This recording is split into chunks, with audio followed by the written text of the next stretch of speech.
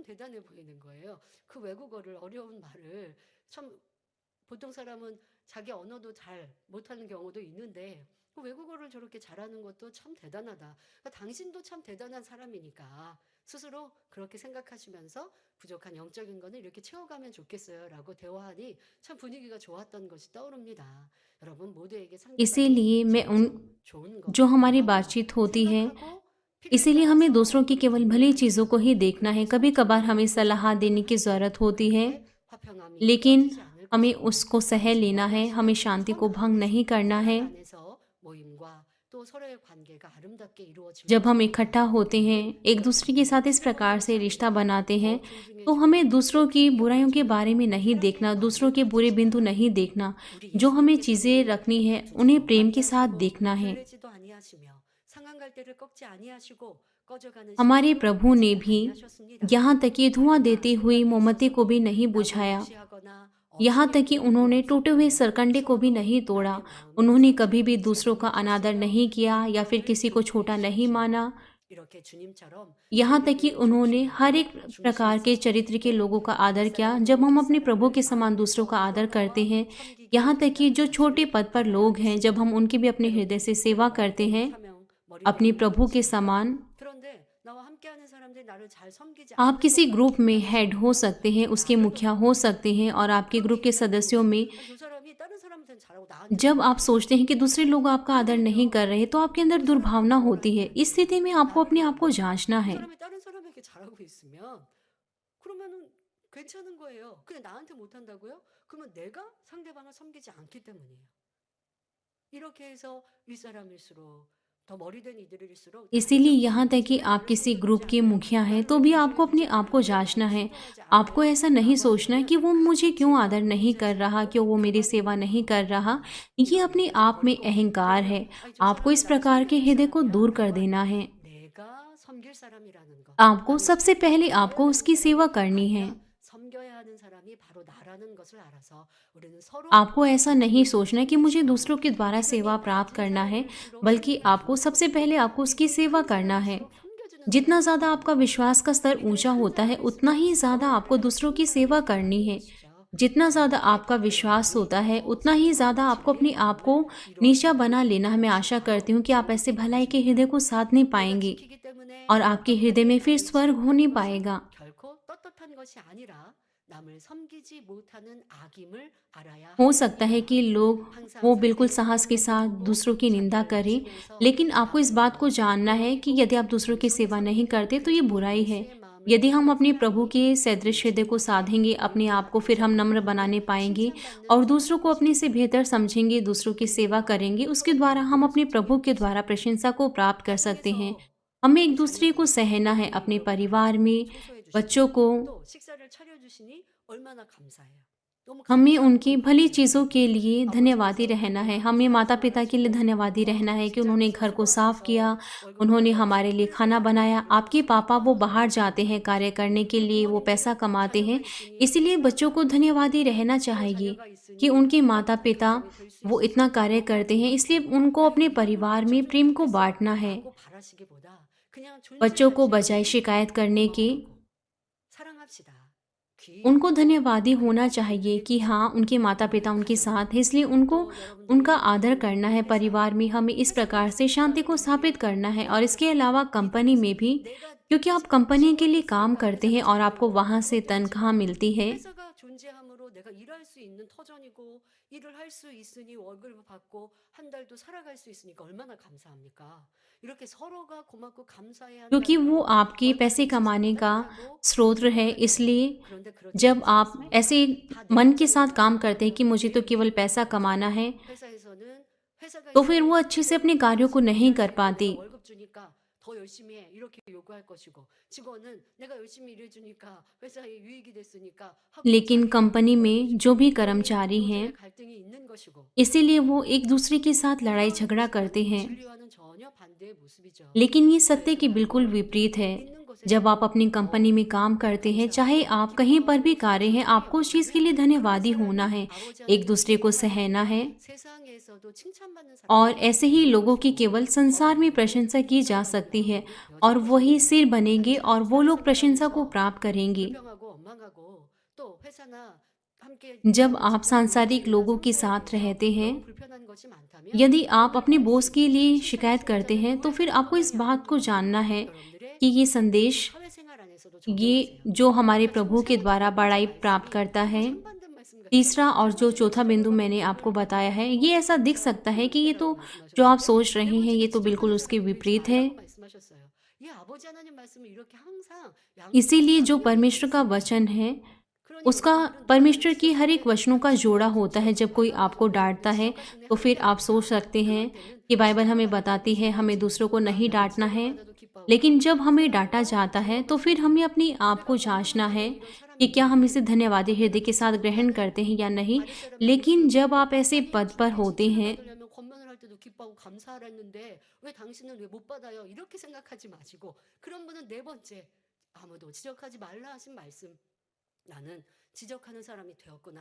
हमें 수많은 इस बात 사람들과 को भी 함께 याद रखना है जो 교류하고 मैंने आपको चौथा बिंदु बताया है, जो 네 है कि 번째까지 हमें दूसरों को नहीं 다 डांटना है। 자기에게 해당되는 말씀으로 इसीलिए इस 가정 संदेश में 생활, जो भी 사회 मैंने 생활, आपको 교회 बताया है, 생활 ये हम 하나님 सब 앞에서나 हमारे 사람 ऊपर लागू 앞에서나 होता है, 내가 हमारे 주셔서 परिवार 하나님 में, 말씀을 हमारे 가지고 कंपनी 필요한 में, 사람이요 चाहे हम 인정받고 कहीं पर भी रहें। 칭찬받고 और जब आप ऐसा 사랑받고 करते हैं, तो 모든 मैं आशा 성도님들이 करती हूँ 되시기를 कि 바랍니다. आप सभी प्रभु के 결론의 द्वारा 말씀입니다. प्रशंसा को प्राप्त 아무리 करें। 열심히 기도하고 하나님 앞에 많은 예물을 ये कोई मायने 드리고 नहीं रखता कि हम 충성, कितनी मेहनत 봉사한다 करके 해도 प्रार्थना करते 지금 हैं, 가진 कितनी भेंटें 말씀이 हम देते 우리에게 हैं, 있어서는 कितना हम स्वयंसेवी 절대 होकर 칭찬을 कार्य 받지 करते हैं, 못하고 यदि हमारे 큰 पास ऐसा 축복을 स्वभाव 받지 है, 못합니다. शारीरिक स्वभाव जिनके 그러나 बारे में हमने अभी तक 이것들을 다 बात की है, तो हम 벗어내고 प्रभु के द्वारा 선과 प्रशंसा को 사랑으로 नहीं प्राप्त कर 채우면 सकते। 큰 लेकिन यदि हम 그릇이 प्रेम और 되어서 भलाई के साथ बदल 거룩하고 देते हैं, तो 칭찬받는 फिर 사람으로 हमारा जो 될 수 हृदय का पात्र 있지요. है वो विशाल बनेगा और हम भी 주님께 अपनी 칭찬을 प्रभु के 받는 द्वारा 그 प्रशंसा प्राप्त 자체가 큰 करेंगे। 축복입니다. प्रशंसा को प्राप्त करना ये 하늘나라에서 एक 큰 महान 재물을 얻을 आशीष 뿐 है। 아니라 ना हमें केवल 땅에서 स्वर्ग में हमें महान 기뻐하고 बनना है, 기뻐하는 것을 बल्कि इस 한 पृथ्वी 번씩 पर 느낄 भी 수 हमें अपनी 있지요. हर एक प्रार्थनाओं का उत्तर 시편 प्राप्त करना 47편 है। 4절에 बाइबल हमें 여호와를 बताती है 기뻐하고 भजन संहिता 너가 내 37 अध्याय उसके 4 마음을 पद में, 이루어 주시리로다 यहोवा को अपने सुख का 하셨습니다. मोल जान और वह 주님께서 तेरी 하나님 मनोरथों 만난 को पूरा 사람을 करेगा। 들어서 사용하시고 높여 और 주십니다. परमेश्वर भी ऐसे लोगों 하나님께서 की प्रशंसा 기쁨과 करता 순종, है।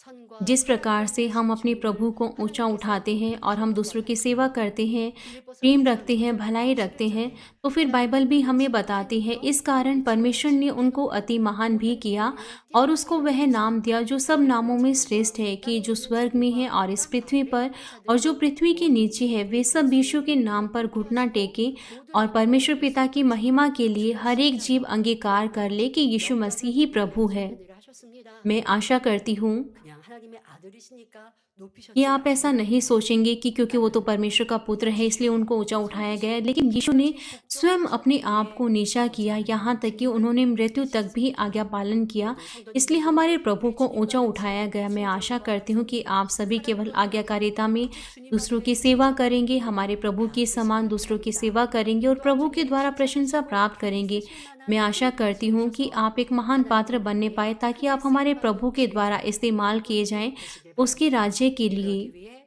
모든 사람을 포용할 수 और 있는 ऐसा 큰 करने 그릇, के लिए 모든 आपको अपने 사람을 हृदय के 품에 पात्र को 안기고 विशाल 큰 बना लेना 복을 है, ताकि आप सभी लोगों को 증가하지요. अपने हृदय में रख 그래야 सकें, 세계가 ताकि 우리 हर 안에 कोई आपके 들어오는 हृदय में 것입니다. विश्राम पा सके 이런 और आपके 거룩한 द्वारा आनंद को 주일에 प्राप्त कर 큰 सके। 믿음의 사람이 और 되면 ऐसा करने के 세상에 द्वारा 어떤 आप 사람을 महान 만나도 विश्वास के 그 जन बन 사람을 सकते हैं 변화시킬 수 और आप किसी 있습니다. को भी बदल सकते हैं जिनसे भी 세상에는 आप 신이 मिलेंगे। 약한 इस संसार 사람도 के लोग वो 속이는 बहुत ज़्यादा 사람도 बुरे हैं, धोखा 물질의 देते हैं 사랑으로 다가오는 और केवल 사람도 पैसे के 있습니다. लिए ही वो 그러나 दूसरे लोगों के 교회에 पास जाते 모여서 다 हैं। 변화된 사람들만 있는 거 क्योंकि 아니잖아요. आप कलीसिया में हैं, इसका अर्थ ये 교회에서 नहीं कि आप 악한 सभी के 사람들이 सभी 모여서 बदल गए हैं। 변화되는 것이고 यहाँ तक कि 변화되고 संसार में जो 아주 बुरे 교회 लोग हैं 사람들이 वो भी कलीसिया 성도된 में 거예요. आते हैं और 그러니 우리가 कलीसिया 그걸 के 보고 सदस्य वो भी इस प्रक्रिया में हैं कि वो अपने आप को बदल रहे हैं।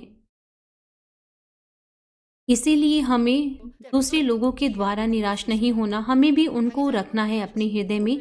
सीनियर पास्टर ने भी ऐसा ही किया है और सुबह की सभा में सीनियर पास्टर ने बताया कि कैसे उन्होंने दूसरों को समझा, दूसरों को अपने हृदय में रखा। इस कलीसिया के शुरुआती दिनों में 지교회를 개척한다라고 나가신 분이 계셨습니다. 그래서 교회에서 ऐसे पास्टर थे जिन्होंने पैसे मांगे। उन्होंने कहा कि वो किसी शाखा कलीसिया को स्थापित करना चाहते हैं, लेकिन जब उनको पैसा दिया गया और वो चले गए तो उन्होंने कभी भी संपर्क नहीं किया और ना ही उन्होंने कलीसिया को स्थापित किया। जब उन पास्टर्स ने हमसे पैसे ले लिए तो उन्होंने कलीसिया को भी स्थापित नहीं किया और यहाँ तक कि उन्होंने हमसे संपर्क कभी भी नहीं किया। और कुछ समय के बाद वो दोबारा हमारे पास आए और उन्होंने पश्चाताप किया। क्या आप जानते हैं कि सीनियर पास्टर ने क्या किया? सीनियर पास्टर ने उनको अनदेखा नहीं किया, क्योंकि उन्होंने पश्चाताप किया, इसलिए सीनियर पास्टर जी ने भी उनको ग्रहण किया। बाद में उन्होंने दोबारा से कहा कि उनको और पैसे चाहिए कलीसिया को साबित करने के लिए, और सीनियर पास्टर ने उनको दिया, और सीनियर पास्टर ने प्रेम के साथ अपने हृदय में रखा, और ऐसे प्रेम के द्वारा वो व्यक्ति बदल गया, और ऐसे प्रेम के द्वारा ही हम भी बदल रहे हैं। तो फिर आपके बारे में क्या है? कितना ज़्यादा आप दूसरों को समझते हैं, आप उनको अपने हृदय में रखते हैं। हमें अपनी कमियों को दूर कर देना है और एक विशाल हृदय साध लेना है, और ऐसा जन बन जाना है जिसका हृदय वो बड़ा हो, और ऐसे लोगों के सामने फिर पिता परमेश्वर भी बहुत से लोगों को लेकर आएंगे। इसलिए हमें अपने हृदय का पात्र जो है उसको विशाल बना लेना है।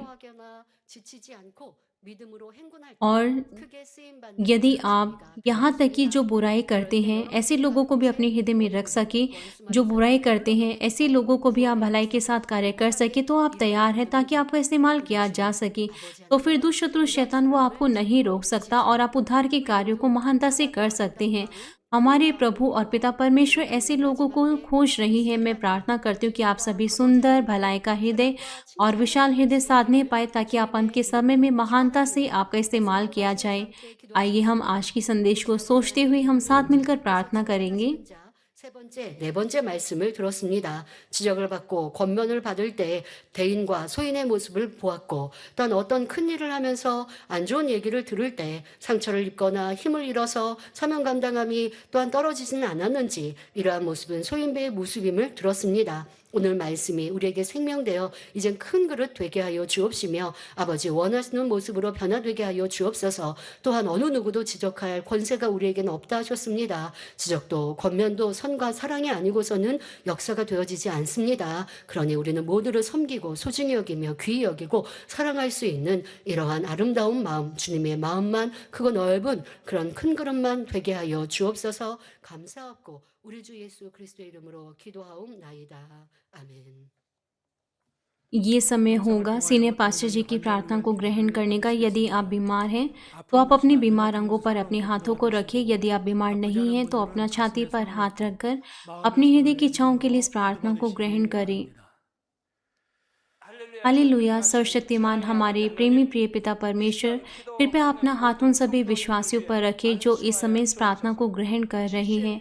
समय और दूरी को मिटाते हुए अपना हाथ उन पर रखें जो इस समय प्रार्थनाओं को जीसीएन के द्वारा, इंटरनेट के द्वारा, छाका कलीसिया और संघीय कलीसियाओं में और परमेश्वर की संतान संसार भर में ग्रहण कर रहे हैं।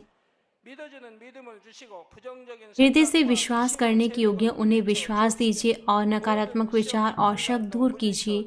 तमाम क्लेश और आजमाइशी दूर कीजिए। सिर से लेकर पैर तक सभी अंदरूनी अंग, कोशिकाएं, ऊतक और तंत्रिकाएं और जो भी बीमार अंग हैं उन्हें पवित्र आत्मा की आग के द्वारा झुलसा दीजिए, और मूल ज्योति के द्वारा यीशु मसीह के नाम से मैं आज्ञा देता हूँ, शत्रु, दुष्ट, शैतान, तमाम बीमारियां, रोगाणु, विषाणु और निर्बलताएं दूर हो।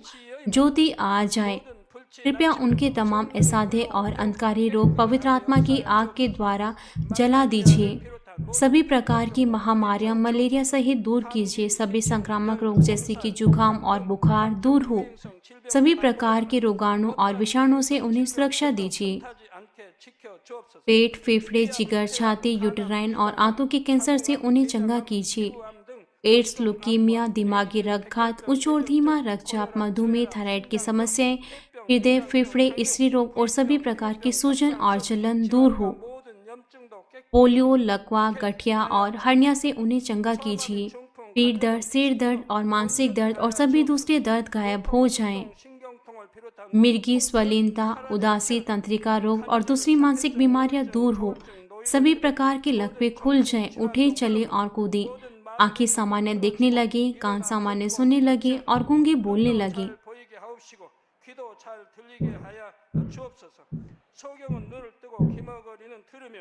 सभी प्रकार के दुर्घटना के दुष्प्रभाव से उन्हें चंगा कीजिए। उनकी टूटी हड्डियां जोड़ दीजिए। उन्हें जलन से ठीक कीजिए। जलन और दहन संवेदना उनसे दूर हो। पिता, कोई दाग वहां ना रह जाए। सभी प्रकार की नशे की लत से, जहर पदार्थ के इस्तेमाल से साफ हो जाओ। मृतक कोशिकाओं और तंत्रिकाओं को फिर से जिला दीजिए। मृतकों को जिला दीजिए, उन्हें गर्भधारण की आशीष दीजिए, आप गर्भधारण की आशीष प्राप्त करने पाएं। यीशु मसीह के नाम से मैं आज्ञा देता हूँ, शत्रु दुष्ट शैतान हवाओं के सामर्थ्य के शासक, अंधकार की बुराई की सेनाएं और उनकी दास दूर हो। बुरी, अशुद्ध, झूठी और धोखे की अलग करने वाली आत्माएं और तमाम अंधकार के बल दूर हो। दुष्टता के बंधन खुल जाएं, अंधकार दूर हो, ज्योति आ जाए। पिता परमेश्वर, उन्हें ताकत दीजिए कि वो प्रार्थनाओं में पुकारे, पापों को दूर करने की उन्हें ताकत दीजिए और वो पवित्र हो जाएं। जब उनका प्राण समृद्ध होता है, वो सब बातों में भले चंगे रहे, उनके परिवारों में भी सुसमाचार का प्रचार हो। उन्हें सुरक्षा दीजिए सभी दुर्घटना और विपत्तियों से पूरे सप्ताह भर, और आशीष दीजिए कि वो एक समृद्ध जीवन बिना किसी समस्या के जीने पाए। पवित्र आत्मा की अग्नि में बाड़े में स्वर्गीय सेना, स्वर्गदूतों और अपनी धधकती आंखों के द्वारा अपने सभी बच्चों को, उनके घर और कार्यशाला, व्यापारों को सुरक्षा दीजिए। विद्यार्थियों को बुद्धि और समझ दीजिए, जोश और जुनून मेहनत से पढ़ाई करने के लिए उन्हें दीजिए। कृपया उनके हृदय और मनों को सांसारिक चीज़ों से बचाएं और वो परमेश्वर को और भी अधिक जोश के साथ प्रेम करने पाएं। चाहे आपके बच्चे खाएं या पिए या जो कुछ भी करें, इन सब बातों में वो अपना जीवन पिता परमेश्वर आपको महिमा देते हुए जीने पाए। वो जीवित परमेश्वर की गवाही यह कहकर देने पाए कि मैं परमेश्वर से मिला हूँ, मैंने परमेश्वर का अनुभव किया है, उससे उत्तर और आशीषें प्राप्त किए हैं। पिता परमेश्वर, आपका धन्यवाद। सारी महिमा केवल आपको मिले। हमारे प्रभु यीशु मसीह के नाम से मैं प्रार्थना करता हूँ, आमीन। आइए हम